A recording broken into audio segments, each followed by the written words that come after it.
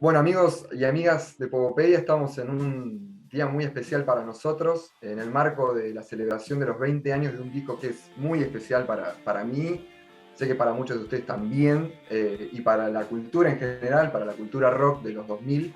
Estamos celebrando los 20 años de Is This It, el increíble debut de los Strokes, con el que destrozaron prácticamente todo lo que estaba establecido a principios del siglo. Y para celebrarlo con todos ustedes, estamos con Gordon Raphael, el productor estrella de aquella joya. Gordon, hello, how are you?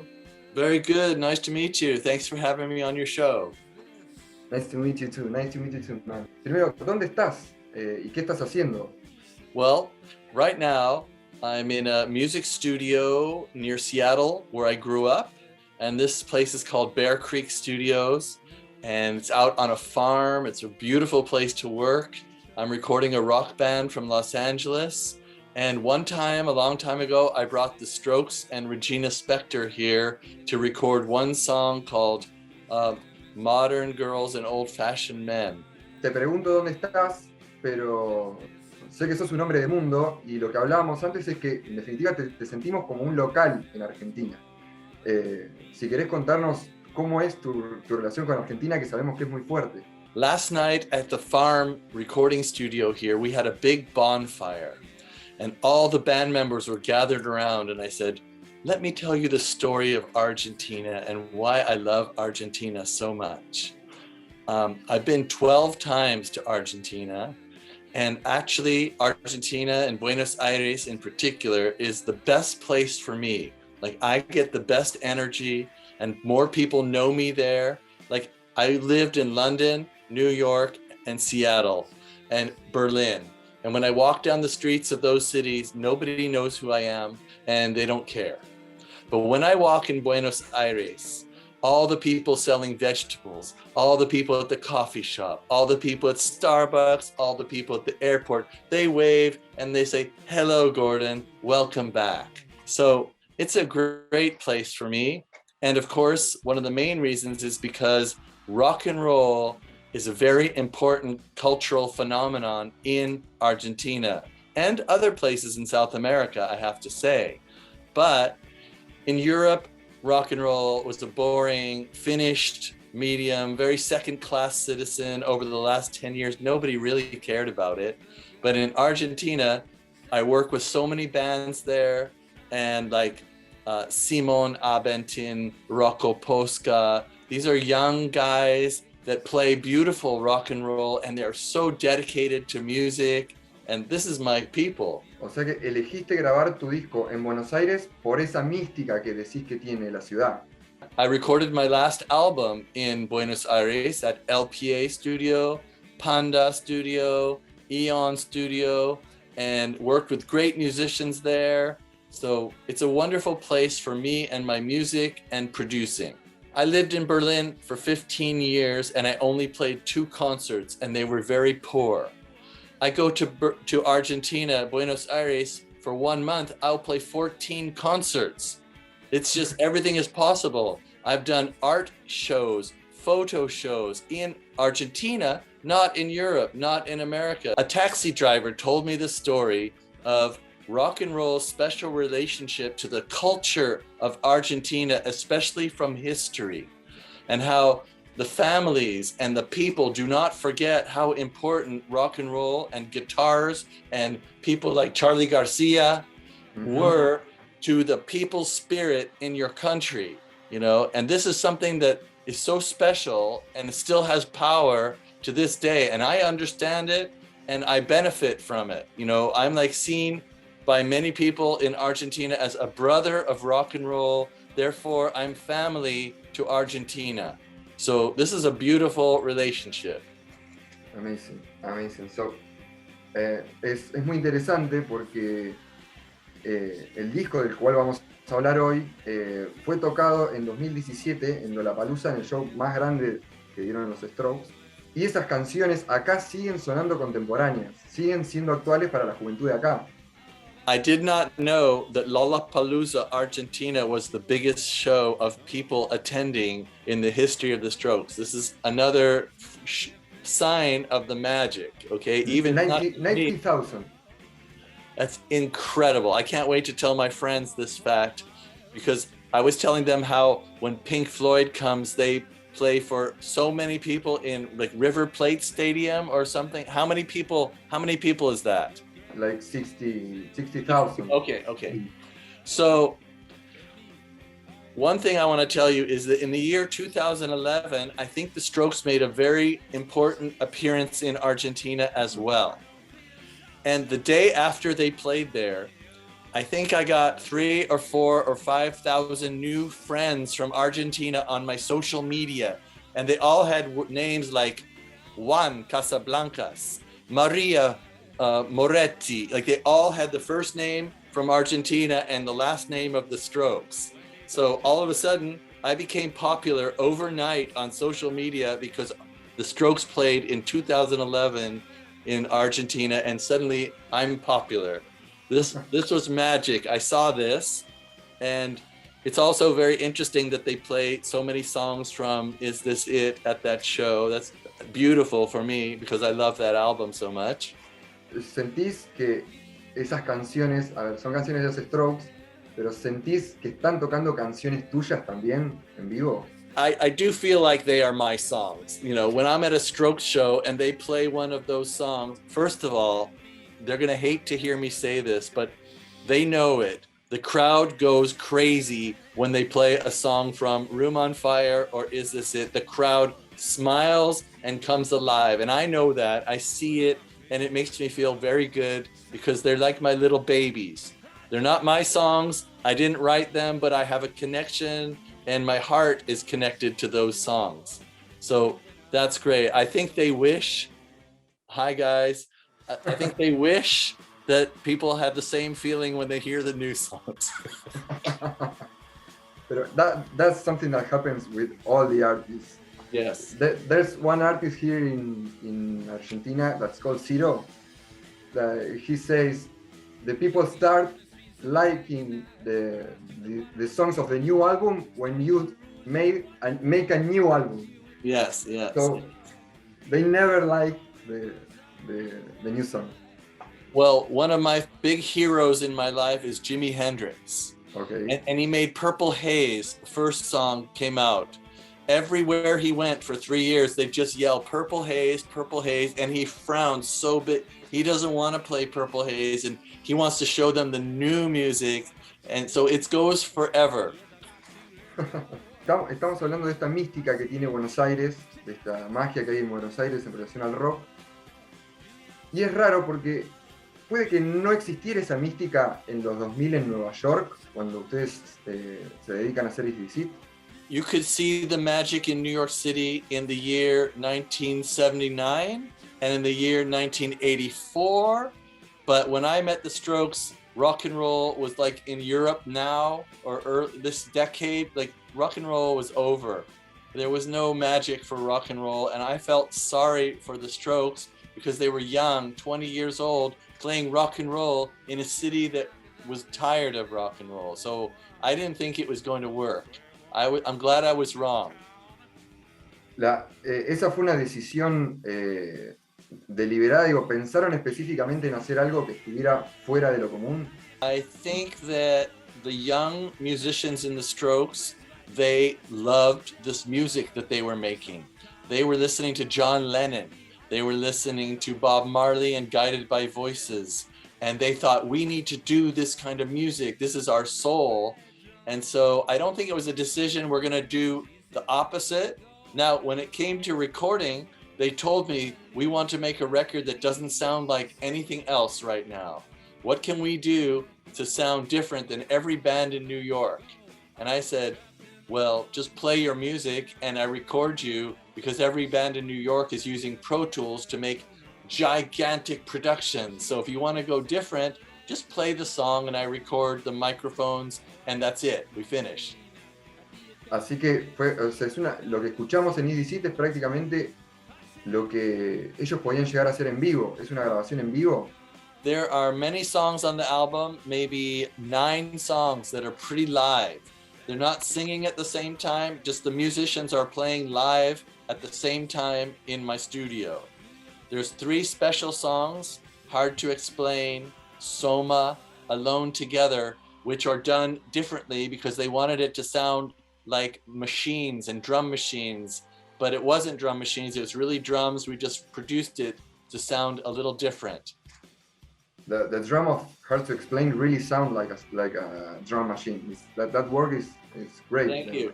They wanted it to sound like a drum machine. They said, we want to use a drum machine, but we don't want Fab to be not on the album on a song. What can we do?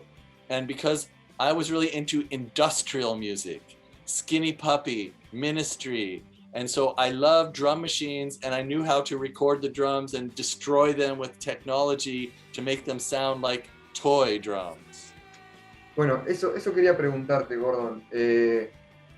¿Cuánto hay de Gordon Raphael en las canciones y cuánto hay de los Strokes? Maybe in some ways I'm like Andy Warhol with the Velvet Underground. He protected them from forces that would make them clean it up or do it differently or fight them. I didn't fight them. I became a protector of their ideas. So it's their song. The songwriting is what you hear. The structure, which Julian wrote those songs, that is the main thing you hear. The second thing you hear is the voice of Julian. It just blows your mind. The third thing you hear is the words of Julian. Nobody talks like that. It's a very special way of talking, okay? Then you hear how great the musicians are playing the parts. That's next. And then you start thinking, oh, this is a strange sound. What is this sound? It sounds a little unusual. And maybe I made the environment for them to sound a little unusual, and I helped protect them to make sure they could get their ideas out. So I think I'm part of a team. I'm on their team and I'm helping them, but they're not my songs and I didn't push them. I was just listening to their desires, okay? Okay. You listen very well, I think. Thank you. Yes. When 5 guys are talking at the same time for 7 weeks, all day long, it takes a lot of energy to hear all the voices. What was that energy there? What was with the feelings around the recording? The things were that we had 5 musicians, we had JP, the guru, and we had me. And everybody was listening and working all the time. Nobody was out at the bar drinking. Nobody was passed out. Nobody was talking on the phone. Nobody was at a party. Everybody was just there listening to every note and talking about it and working really hard. And I know the Strokes music and their style comes off as we don't care. We're just having fun. We're just kids. But in the studio, they were so serious and they had so much concentration and they needed me to concentrate that hard too. So it was very focused. Okay. Yeah. You sound like a family then. Yeah, it was very much a team, you know. Okay, team. Nobody would let, you know, they didn't want me to be lazy. They didn't want each other to get away with anything. Everything had to be very demanding and right. Okay. Yeah. Here in Argentina, we really know about teams. Okay, good. Yes, you do. Listen, Gordon, I have here my Argentinian edition of Is This It? Wow. I'm going to ask you something that always blows my mind. This is the book. But you are here. I know. You are here. And it's something really strange. Yeah. To be the producer and be here. Why are you here? I'll tell you something. It blows my mind. It blew my mind when they said, tomorrow the photographer's coming to take pictures of the band. I go, okay. They want to take your picture too. I go, what? These are very young, good-looking models. You know, I'm an old producer. Why do you want my face next to their face? No, they want that. You're part of the team. And the manager's there, the guru's there, you know, and believe me, that helped my career so much because when I went to London, they already knew my face, you know, and many producers, you don't know their face even if they walk next to you. So this was one of the nicest things they ever did for me, and it completely blew my mind. Yeah. O sea, ¿qué lugar ocupó en tu vida entonces Is This It en ese primer momento y qué lugar ocupa ahora, 20 años después? I worked on an EP with the Strokes before Is This It, the modern age EP. And when I made that recording, I thought, these guys are playing rock and roll in New York that doesn't like rock and roll. It's going to sit on my shelf. Nobody's going to hear this music, sadly. Then, by the time we made the album 8 months later, it's like the whole world is waiting for this record. It's already being written about in magazines. People are wanting to know what this sounds like. This is going to be great.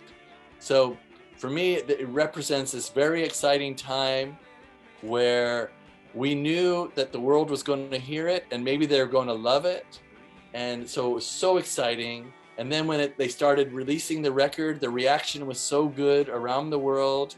It was a magic time. And now, 20 years later, I'm still talking with many people, many people. I talked to Israel, Poland, Germany, US, about 20-year birthday. They still want to talk about it. And this is very rare in rock and roll that somebody wants to talk about a 20-year-old record. So for me, this is a miracle and it's a blessing. Yes. O sea, nosotros vemos en redes que te sentís muy orgulloso realmente. No parece que estuvieras cansado de hablar de Is This It. Siempre lo reivindicás, siempre tratás de que llegue a más lejos y te tomás esa tarea. Well, this year is a very special year because it's the 20th birthday, okay? Usually on social media, I talk about my productions or I talk about my own music or show pictures of where I'm traveling. So this year, it's very strange because, as I said, I'm doing interviews around the world for Is This It? But do you see the Strokes doing interviews for Is This It 20 years later? So it's also, I'm very happy about it. I seem to be the spokesman for Is This It right now in the birthday year. And it's very beautiful. I'm sorry they don't want to celebrate or they don't want to talk about it. Maybe they will later. I don't think they'll talk about it. I think they're working on new projects and they don't want to think about the past, maybe. I don't know why. So I'm the one who gets to have all these interviews and post the interviews on my social media so people can read these stories. Also, I wrote a book during the lockdown. I have a new book. I don't have a publisher yet, but I'm telling all the real secret stories and all the conversations and every moment about 5 years working with the Strokes. And so I hope that when that book comes out, that people will read it and enjoy the stories. Bueno, un poco de eso también te queremos preguntar, porque también produjiste Room on Fire. ¿Cuál fue el desafío el día que entran al estudio a grabar Room on Fire después de haber hecho un disco que cambia el paradigma, ¿no? ¿Cuál es el desafío de hacer un segundo disco? Well, for me, I didn't think it was a challenge. I knew it was going to be hard work. Like the first album, I knew it was going to take a lot of concentration and we were going to have to be a team again. But the very first day of Room on Fire, when I went to the studio, they set up all their instruments and they put me in a chair and they played all the songs for me like a private concert, okay?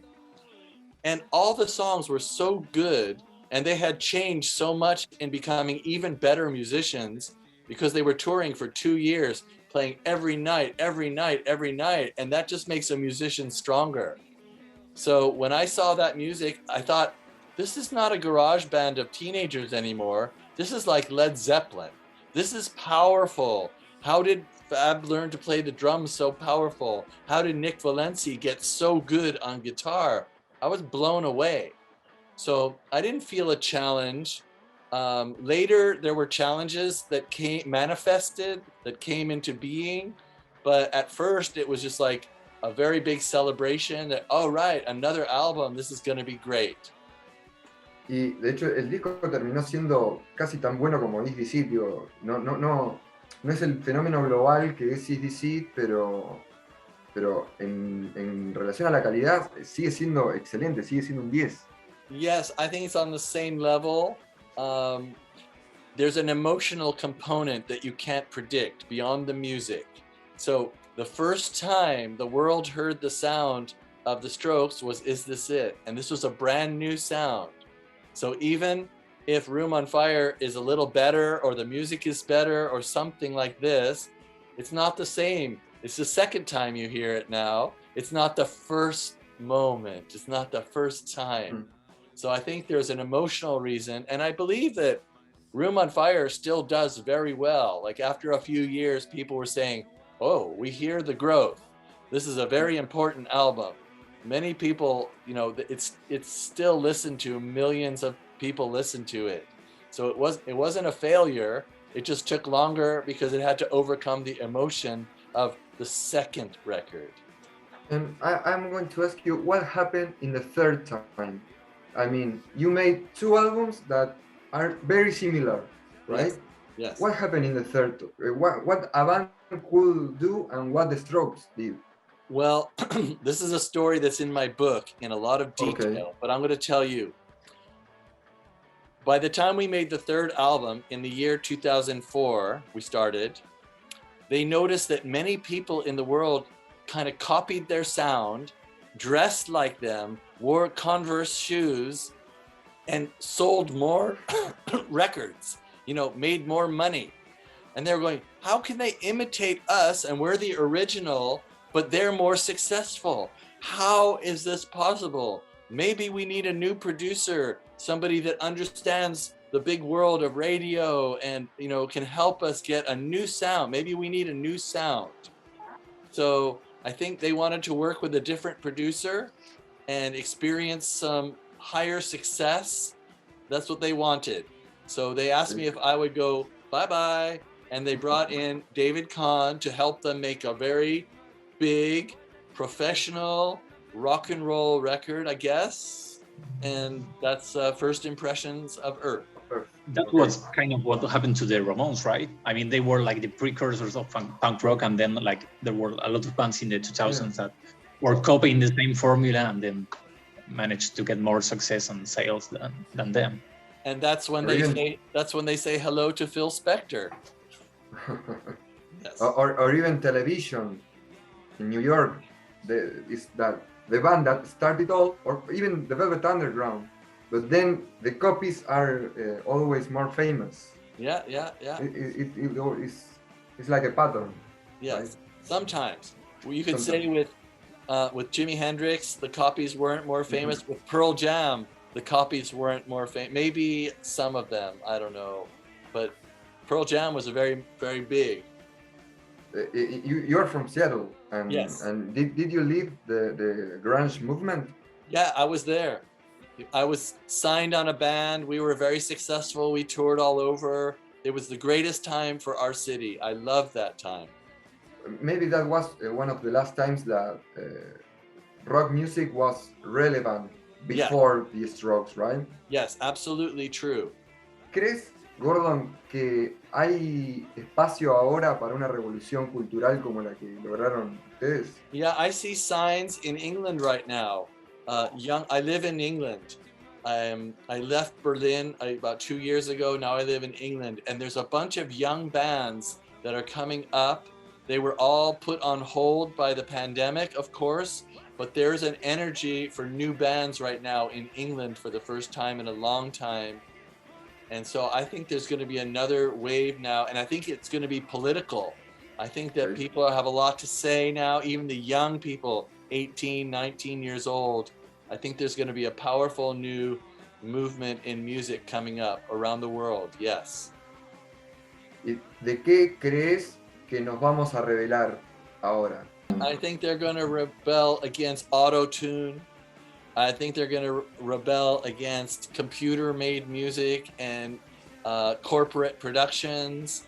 I think there's going to be a lot of different gender things. There already is, you know, like gender is a very important part. It used to be rock and roll is mostly a boys club, music industry, boys club. And I think now all kinds of people are getting music and making a platform with music. And this is a very good thing. Ok, Gordon, para cerrar, yo te quería preguntar, ¿qué tan consciente sos de que este es un disco que ha cambiado realmente la vida de las personas, de que es un disco que emocionalmente tiene una conexión muy fuerte con la vida de realmente muchas personas a lo largo y a lo ancho del mundo?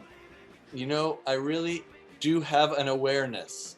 You know, I have an awareness because I run into people in real life and on social media, and they want to tell me that this is a special record, and they want to tell me, the best part is when they tell me, now I play in a band, now I play an instrument, now I make art, music, films. So anybody that was inspired by that music to do creative work, this is the best story for me. Because when I was a boy, I heard music and I saw art and paintings, and it made me, this is the life. This is what life is all about. And so something I was part of does this for other people. This is like a payback, and it's a circle, and it's really beautiful. So I love that. Okay, Gordon, we are closing now. I really appreciate your time. This is a life-changing record to me. Now that I made the interview, I can say that. I want to say thank you very much for having me on your show, and I want to make a special greeting to Argentina because you're in my heart, and you guys have been so good to me and my music all these years, and I can't wait to come back and see you guys. So cheers. Gracias. Aguante Pogopedia.